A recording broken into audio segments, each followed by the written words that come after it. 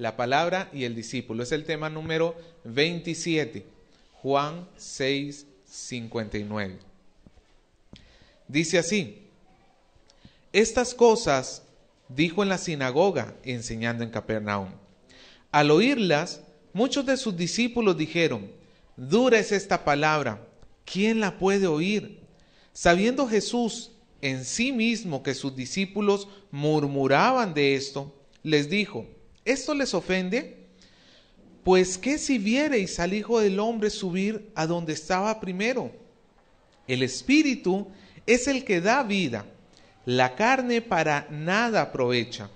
Las palabras que yo os he hablado, son espíritu y son vida. Pero hay algunos de vosotros que no creen. Porque Jesús sabía desde el principio quiénes eran los que no creían y quién le había de entregar. Y dijo: por eso os he dicho que ninguno puede venir a mí si no le fuere dado del Padre. Desde entonces muchos de sus discípulos se volvieron atrás y ya no andaban con él. Dijo entonces Jesús a los 12: ¿queréis acaso iros también vosotros? Le respondió Simón Pedro: Señor, ¿a quién iremos? Tú tienes palabras de vida eterna. Y nosotros hemos creído y conocido que tú eres el Cristo, el Hijo del Dios viviente. Jesús le respondió: ¿no os he escogido yo a vosotros los 12 y uno de vosotros es diablo? Hablaba de Judas Iscariote, hijo de Simón, porque este era el que le iba a entregar y era uno de los 12. Vamos a orar. Con toda humildad, Señor, nosotros pedimos que usted nos ayude a poder entender y comprender su palabra. No es por capacidad humana, no es, Señor, por nuestra propia sabiduría que podemos saber y conocer. Quizás alguno de nosotros, por sus propias capacidades, podrá tener un intelecto o un conocimiento meramente intelectual, pero nunca un conocimiento transformador.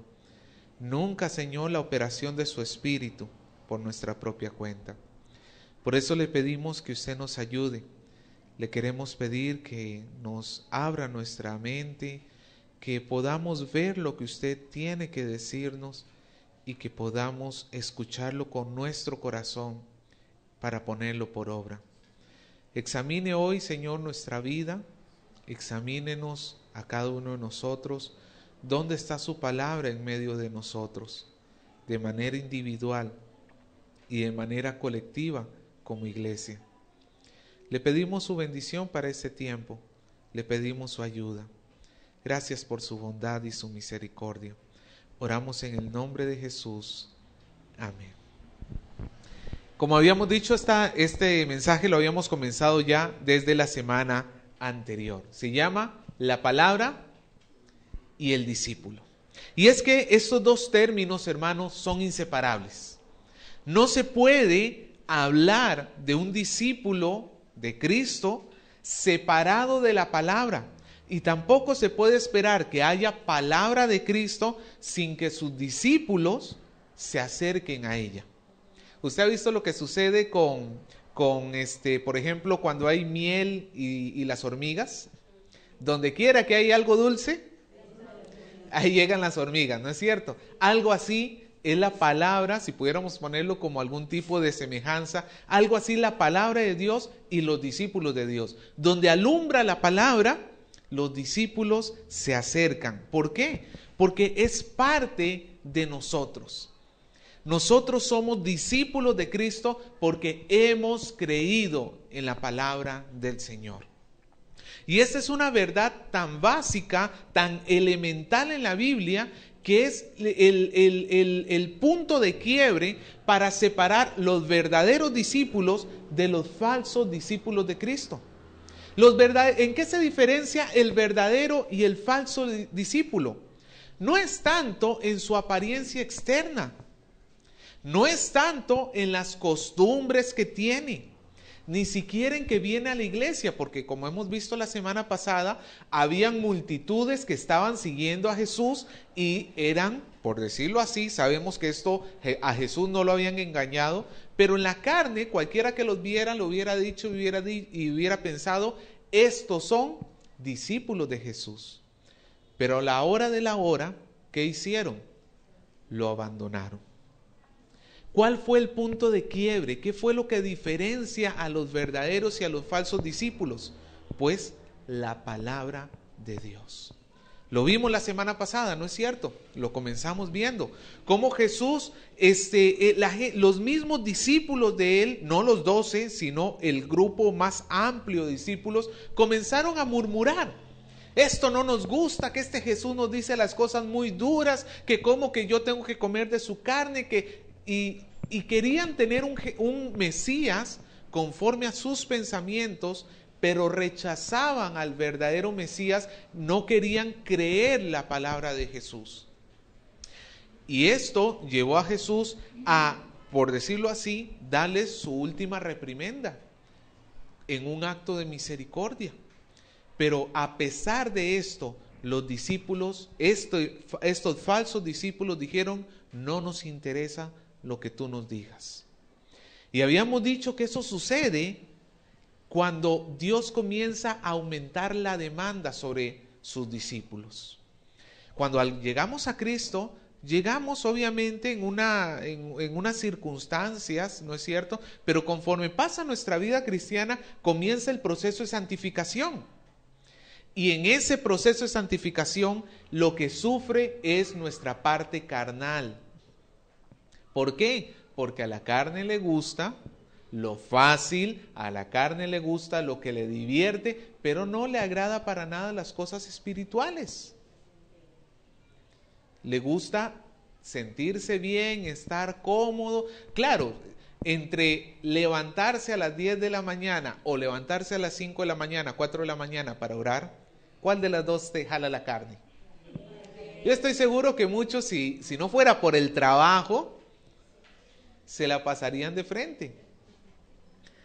Pues hermano, cuando suben las demandas de Cristo, los falsos discípulos llega un punto en que quiebran, en que rompen, en que se apartan.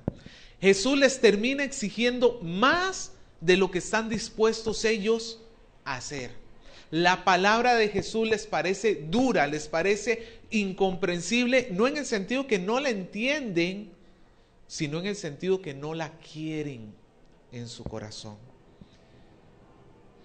Y Dios va a probar a sus hijos, a sus discípulos.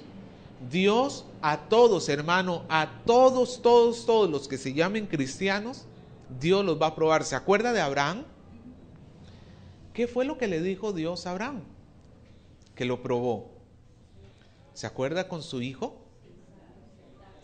Que fuera y lo sacrificara. Esa era una prueba. Y vimos que era una prueba porque era una prueba en la obediencia. Porque cuando Abraham ya había resuelto obedecer a Dios, no importando qué pasara, bueno, el Señor me lo pide, seguramente yo lo voy a sacrificar y Dios tiene el poder para levantármelo entre los muertos. Eso dice Hebreos, que pensaba Abraham. Abraham de una otra manera, eso no fue obstáculo. Entregarle la vida de su propio hijo fue una prueba muy dura, pero la logró superar. ¿Cuántos de nosotros, hermanos, vivimos en pruebas o estamos atravesando pruebas y a la hora de la hora, cuando llega la palabra, la demanda de Dios para nosotros, zafamos? No, es que no.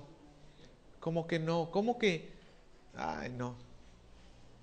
Y le ponemos a Dios las 1000 excusas, porque para excusas somos muy buenos. Nos encanta excusarnos.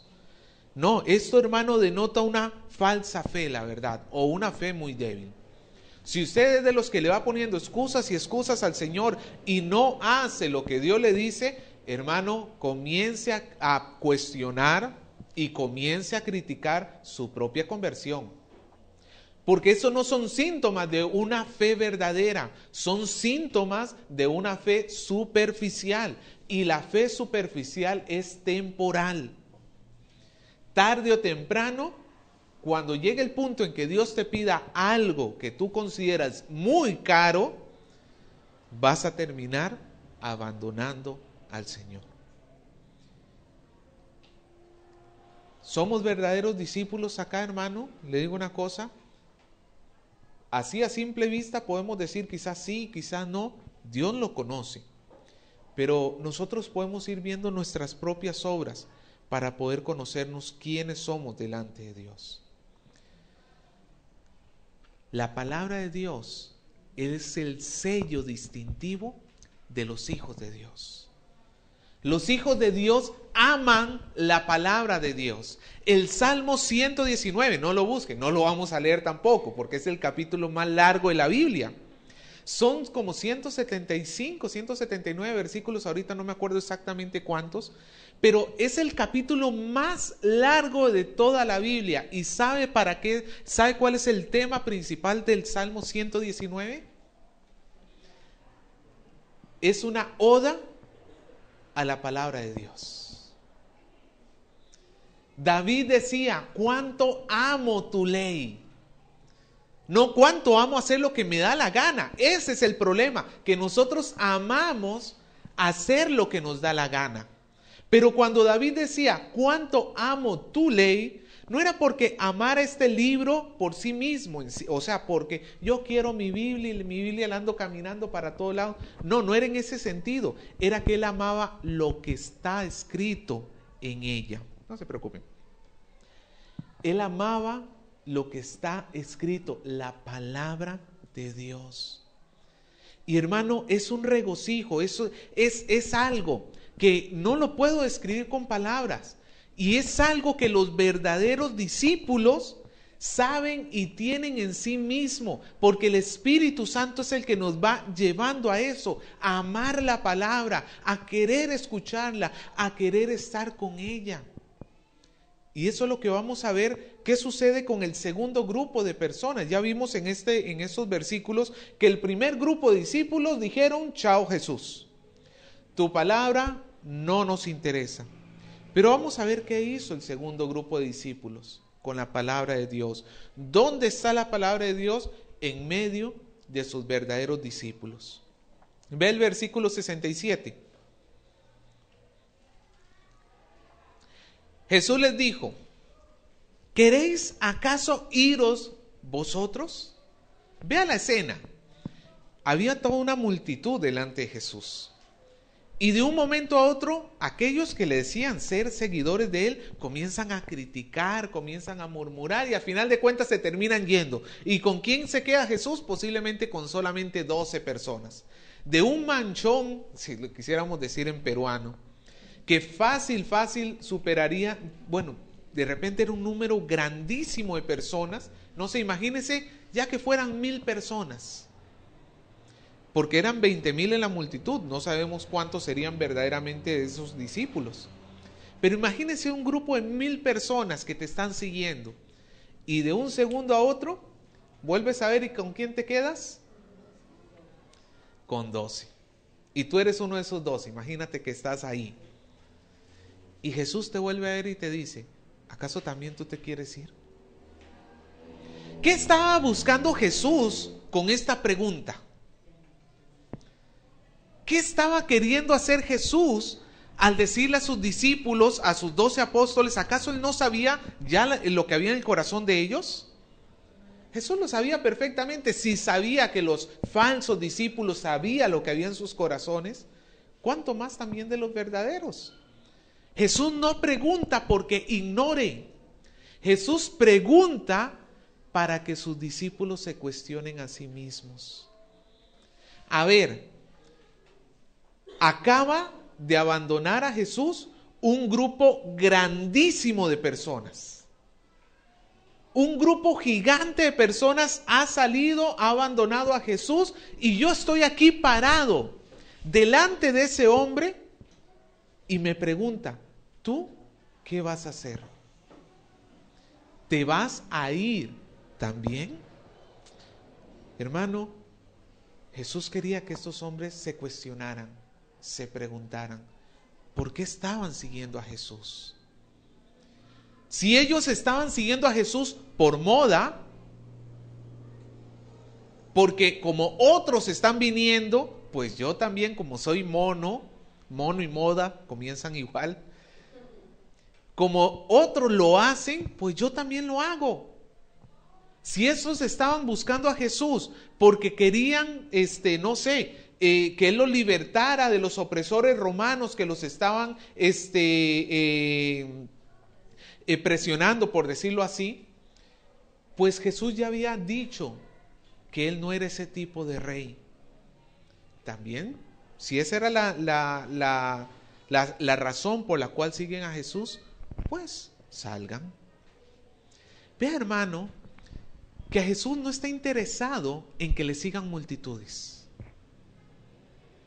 Las falsas religiones tratan de hacer multitudes a como dé lugar, por medio de la mentira, por medio del engaño, porque en las falsas multitudes saben que entre más grande sea tu grupo, más gente vas a jalar. ¿A dónde acostumbra ir la gente? En las iglesias usualmente. Muy poca gente busca iglesias pequeñas como esta, o como otras que hay. Usualmente una persona cuando dice voy a ir a una iglesia, de repente piensa en las iglesias más grandes de Lima. ¿Por qué? Porque en cierta manera nosotros pensamos que donde hay mucha gente, pues entonces debe haber algo bueno. Debe haber garantía de que ahí hay algo mejor. Pero llego a la iglesia y me encuentro con 3 gatos.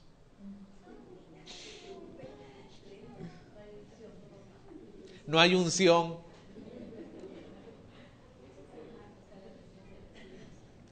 Jesús no está interesado en que le sigan multitudes. Jesús está interesado en que le sigan verdaderos discípulos. Así sean poquitos. Así sean poquitos. Imagínense, 2 años de ministerio y todos los discípulos que logró Jesús acumular en 2 años hasta este momento, 2 años de ministerio, y con un solo sermón se le fueron y nada más le quedaron 12.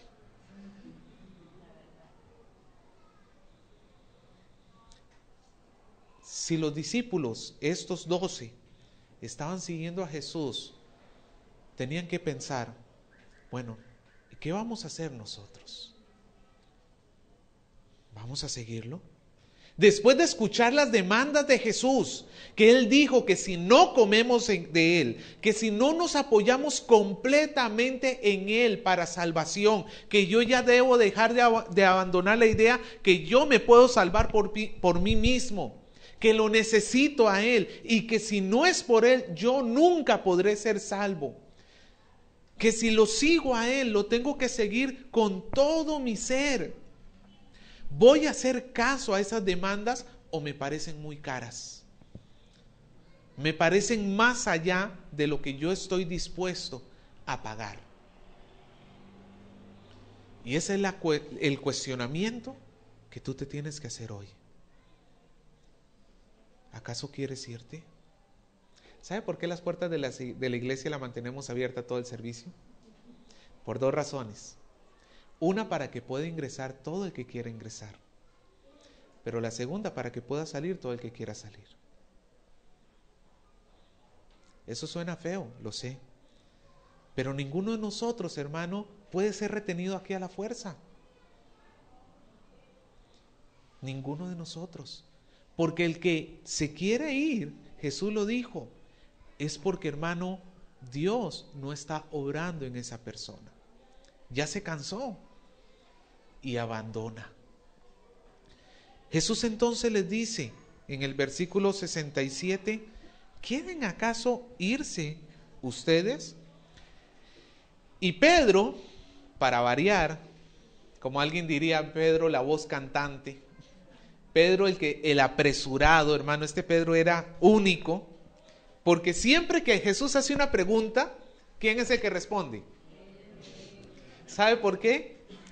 Ese era el carácter de Pedro. Pedro era apresurado. Jesús resucita, están ellos en la barca, ¿no es cierto? En la resurrección. Ellos están en la barca, ven a Jesús en la playa, ¿Y sabe qué hace Pedro? Se tira al mar y nada hasta la orilla. Los otros discípulos van remando hasta llegar a la orilla. Pedro tiene ese carácter. Usted lo va a ver, Pedro es presuroso. Y a veces tenemos varios Pedros, o podemos ser nosotros bastante Pedros. Apresurados, que muchas veces, y eso era una virtud en Pedro a veces, pero también muchas veces era un problema para Pedro. Ahorita le da una respuesta y en otras ocasiones le da una respuesta muy buena, pero en otras ocasiones ni para qué. El Señor les dice, me van a matar. Y Pedro, ¿qué fue lo que le dijo? No, Señor, que no te vaya a acontecer tal cosa. Y después le dice, Señor, yo estaré contigo hasta la muerte.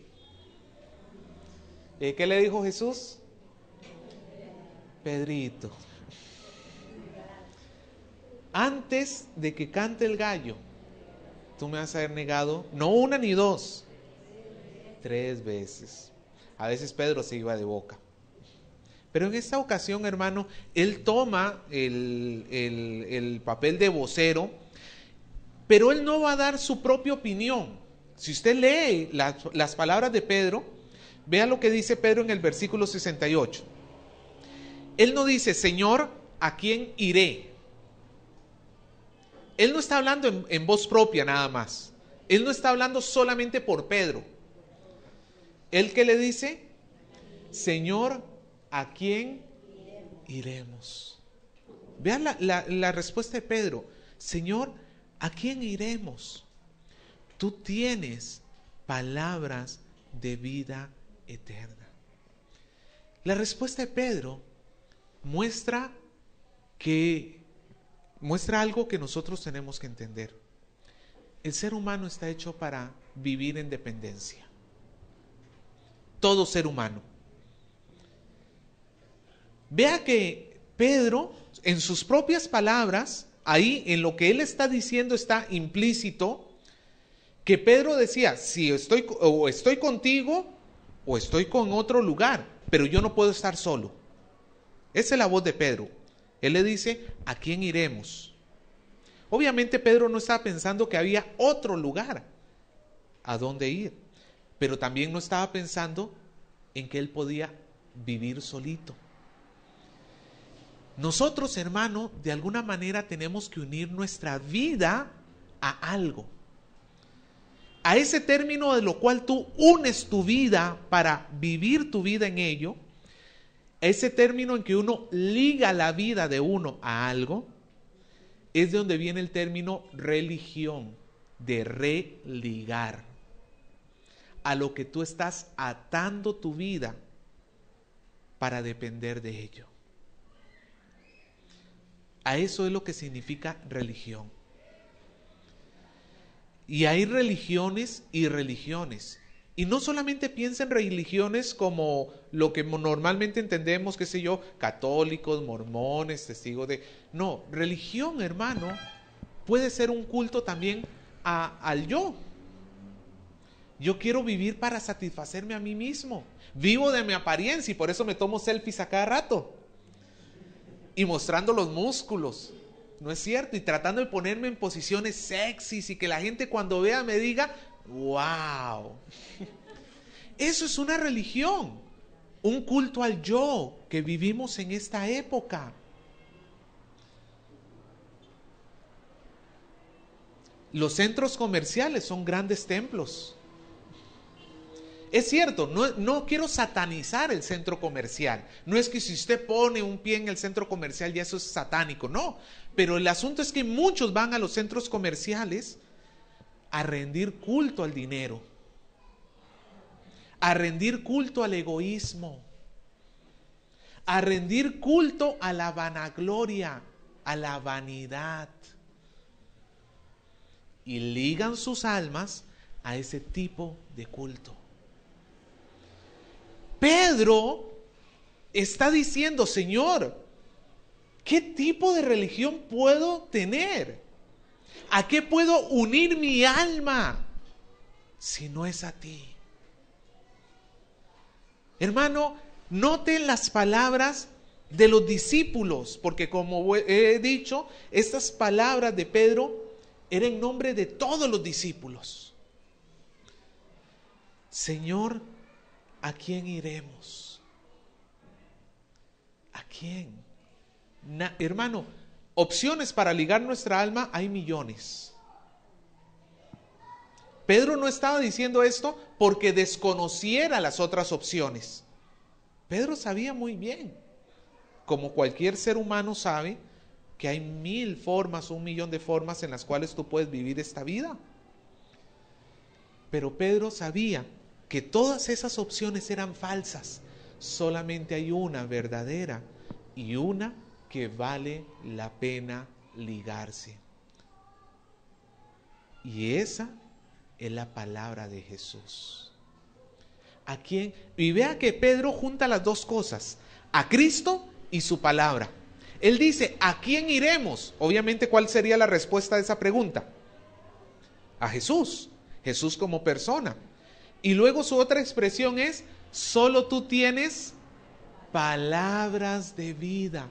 O sea, estoy contigo, Jesús, pero no solamente estoy contigo. No solamente estoy ligando mi alma a ti como persona, sino que necesariamente también voy a ligar mi alma a tu palabra. Hermano, eso es el cristianismo, que tú ligas tu alma a Cristo y necesariamente, si eres verdadero discípulo, ligarás tu alma a la palabra de Cristo. Los falsos discípulos solo querían al Cristo, no querían su palabra. Ellos querían decirle al Cristo cómo Él tenía que actuar. Pero los verdaderos discípulos dicen, no, Señor, yo voy tras de ti y tras tu palabra. ¿A quién iremos? Le dice Pedro. ¿A quién iremos? Jesús ya les había dicho con anterioridad, mis palabras son espíritu y son vida. ¿Se acuerdan? Lo hablamos la semana pasada. La respuesta de Pedro está en concordancia con Jesús. Jesús dijo que sus palabras son vida y Pedro le dice, Señor, tus palabras son de vida.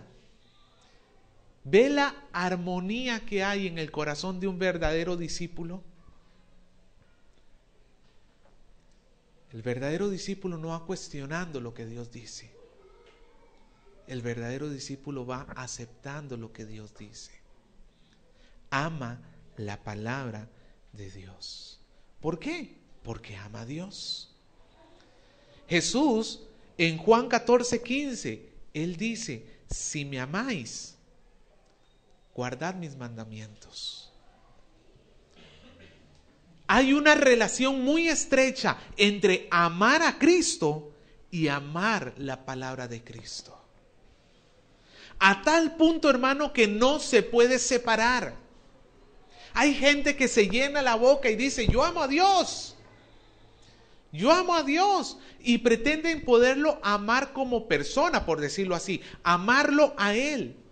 Pero con sus actos están rechazando la palabra de Dios. Y si tú rechazas la palabra, rechazas a Dios. Si me amáis, guardad mis mandamientos. Pedro, hermano, no se podía imaginar otro lugar donde estar. Pedro, hermano, de repente Pedro decía, Señor, pero ¿qué tipo de pregunta es esa? Esa pregunta, Señor, tú mismo sabes la respuesta. No hay otro lugar. Son domingo, 9, 10 de la mañana. ¿Dónde más puedo estar que delante de tu presencia?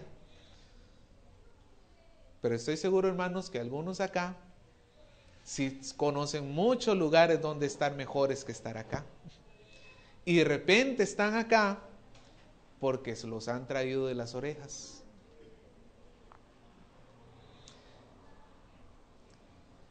Si tú puedes llegar a pensar un mejor lugar donde estar que no sea en la palabra de Dios, si tú pudieras decir, ay, ir a la iglesia, bueno, ya ni modo, tengo que cumplir, pero tu corazón está en otro sitio. Tu corazón está en la playa bronceándose. Tu corazón está en el paseo. Tu corazón está en tu cama acostado durmiendo. Hermano, tenga cuidado, porque eso no es un sello de un verdadero seguidor de Jesús. Esta semana recibimos un testimonio, hermano, que francamente yo lo encuentro refrescante. Estaba hablando con una persona que se está integrando a la iglesia, y ¿sabe lo que me decía esta persona? Me decía, me siento contento, decía esta persona, porque no puedo esperar a que llegue el domingo para ir a escuchar la palabra de Dios a la iglesia. Y lo decía con gozo, y eso llenó de mi corazón de alegría, porque eso es más o menos lo que Pedro está diciendo acá. Señor, pero ¿a dónde? ¿Quién me puede decir lo que tú me dices? Esta persona como que está, lunes, ya faltan 6 días nomás, ya casi llega, ya es domingo, martes, estamos un día más cerca, miércoles, ya mitad de carrera, ya casi llego, jueves, viernes, sábado es mañana, y hasta que llegue el domingo, y viene con alegría. Hay otros, hermanos, que lunes, el mayor espacio antes de el próximo culto. Se conforman con un culto por semana. No quieren llevar clases, no quieren estudiar, no leen la Biblia en su casa, no oran y son cristianos. Vea la diferencia de actitudes de los verdaderos discípulos y los falsos discípulos. Nuevamente, hermano, quizás estemos débiles en este asunto de la fe, pero si usted es hijo de Dios, reciba la palabra de exhortación y póngase las pilas. Si usted ha estado relajado con respecto a la palabra de Dios, reciba la exhortación de Dios y póngase las pilas. Porque Dios, hermano, le ama. Él ama a sus hijos, pero también cuando sus hijos desobedecen por amor, ¿qué tiene que hacer el Señor? Y siempre le pregunto esto a los jóvenes, ¿estabas esperando que tu papá te discipline para recién hacer caso? Es lo mismo que nos preguntamos ahora. ¿Estamos esperando a que nuestro Padre Celestial nos discipline para regresar a la palabra? Hermano, hay amor, tiene que haber amor, pero ese amor, por un lado es una cosa, viene en ti, por decirlo así, porque tú vas y buscas al Señor, pero ese amor no se origina en ti, se origina en el Señor. Esto es propio, el amor a la palabra. Jesús ha mostrado a lo largo de todo este sermón que los discípulos permanecen en la palabra de Dios. Ya lo hemos dicho en otras ocasiones. Los discípulos de Jesús permanecen.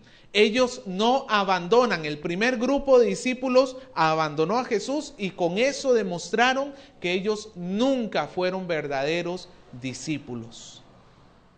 Pero los verdaderos discípulos permanecen.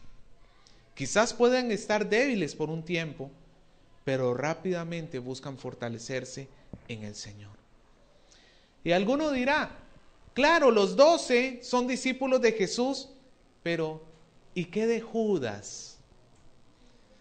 ¿Qué de este hombre llamado Judas que terminó traicionando a Jesús? ¿Se le coló? Por ahí yo he escuchado a gente que dice, bueno, a Jesús se le coló un Judas, a mí también se me puede colar uno en el grupo. Esa frase no es exacta.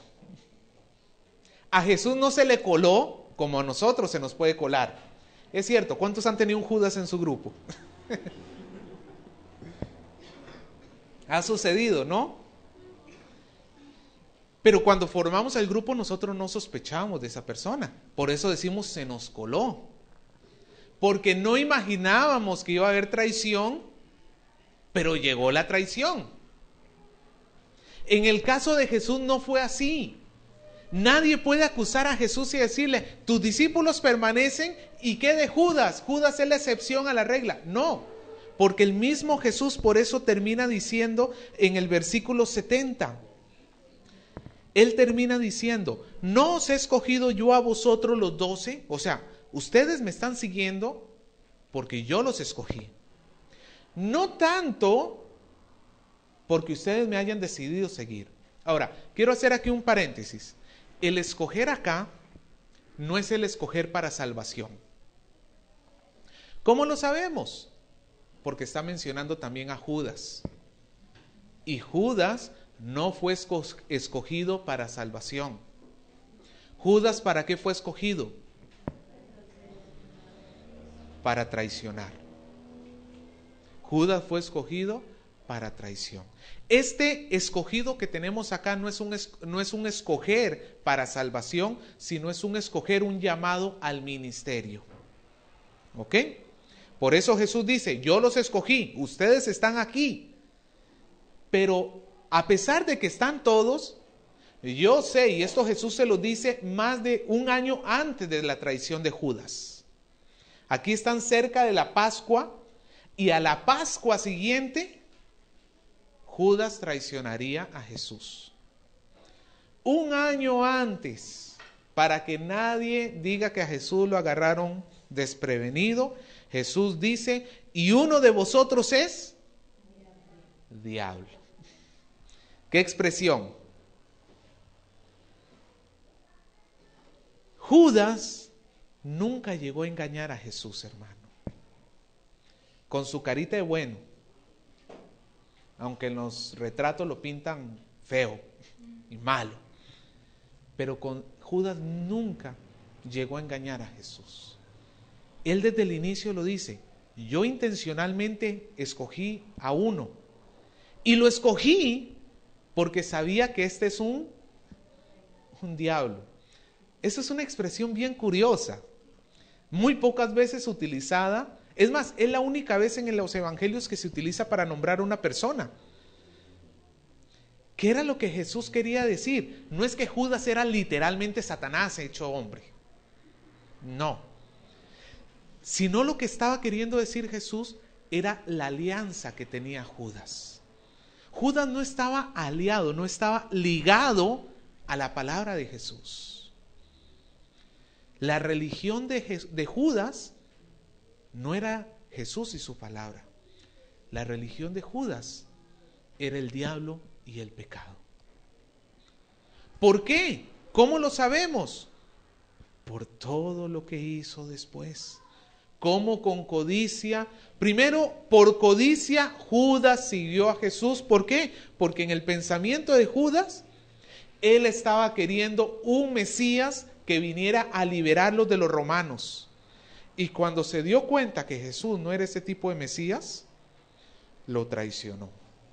Segundo, porque Judas, siendo el tesorero del grupo, ¿qué hacía? Robaba de la bolsa. Continuaba viviendo en pecado. Tercero, porque Judas le entró la codicia y vendió al maestro. Y es cierto que al final dice que se arrepintió, pero no fue un arrepentimiento verdadero si lo logramos ver, porque dice que él llegó y se ahorcó. Él tomó la justicia en sus propias manos. Si de verdad se hubiera arrepentido, hubiera esperado en el Señor su perdón. La alianza de Judas no estaba con Jesús. La alianza de Judas estaba con el diablo. Y este era peor que los discípulos que abandonaron a Jesús. Todavía estos discípulos, cuando Jesús les dijo, se fueron. Judas permaneció con Jesús, como diciendo, yo estoy contigo, Señor. Yo estoy fiel hasta el final. Jesús dice, cuando estaban en la última cena, dice, ¿quién va a entregar a Jesús? Uno que mete su plato en la mano, su mano en el plato. A veces se me lengua la traba, así que no se preocupe. Es uno que mete su mano en mi plato. Esta era una expresión cultural que decía, es uno que está sentado aquí conmigo, que come conmigo. Cuando llegó Judas a entregar a Jesús con la guardia, Jesús le dice: ¿a qué vienes, amigo? Judas había pretendido quedarse cerca de Jesús, pero su corazón, él físicamente estaba con Jesús, su corazón nunca estuvo con él. Esto, hermano, nos debe encender las luces de alerta, porque este hombre llamado Judas nos demuestra que puede haber personas que sirven al Señor o a la iglesia, personas que se ven muy cerca del Señor y que no son de Dios. Nos tiene que encender las luces de alerta.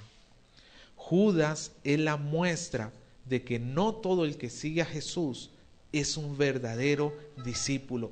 Judas nunca amó la palabra de Jesús. Judas nunca comió de la carne y la sangre de Jesús. Y Jesús lo sabía desde el principio y lo mantuvo con él porque era el propósito de Dios que este hombre lo entregara. Y por ahí salen algunos judaístas, defensores de Judas, y dicen: si Dios lo entregó, o si Dios lo escogió para que entregara a Jesús, Judas entonces no es culpable. Judas es un instrumento de Dios, que el culpable entonces tiene que ser Dios. Déjeme aclarar este punto, hermano. No es así. ¿Por qué razón? Porque los hombres son responsables de sus propias decisiones. Quiero decirle algo, primero medítelo en lo que piense, en lo que voy a decir, y luego lo voy a explicar. Si no fuera por la gracia de Dios que nos detiene, Pedro, Pablo, Juan, bueno, Pablo todavía no estaba, pero cualquiera de los 12 apóstoles, o usted o yo, hubiéramos entregado a Jesús. Se lo repito, si no fuera por la gracia de Dios que lo evita, si no fuera porque Dios lo evita, cualquier ser humano en la tierra hubiera entregado a Jesús.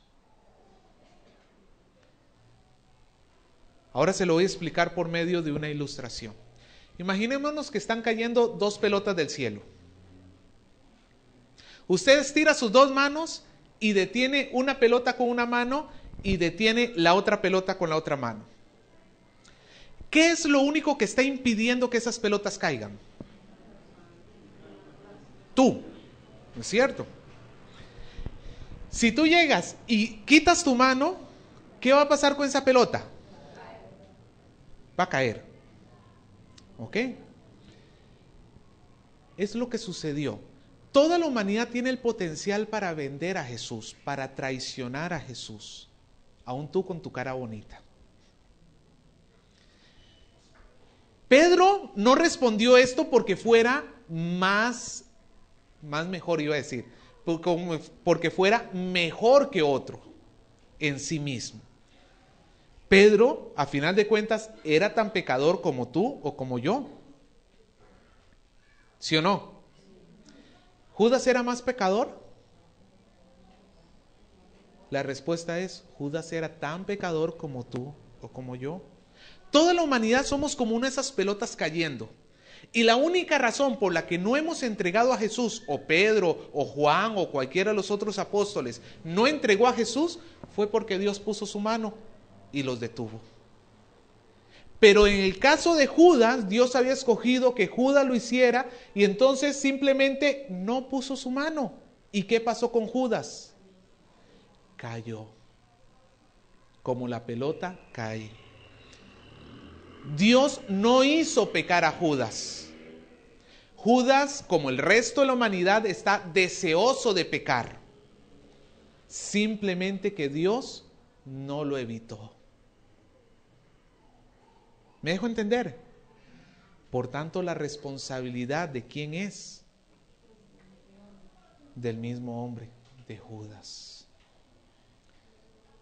Hermano, no sé, yo cuando me puse a reflexionar en esto y dije, de verdad, si yo hubiera estado en ese tiempo y Dios no me hubiera detenido, yo hubiera entregado a Jesús.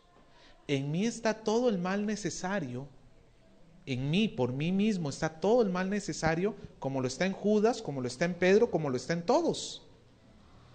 Pero ninguno de nosotros lo hizo, no porque seamos más buenos, sino porque Dios lo impidió.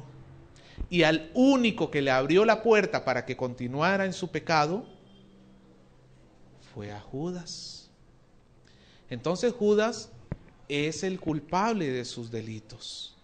Y Dios sabía perfectamente lo que Judas iba a hacer desde el inicio.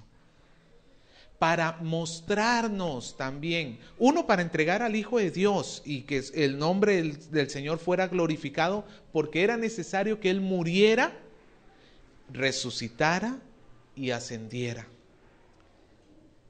Pero era necesario que este hombre lo entregara.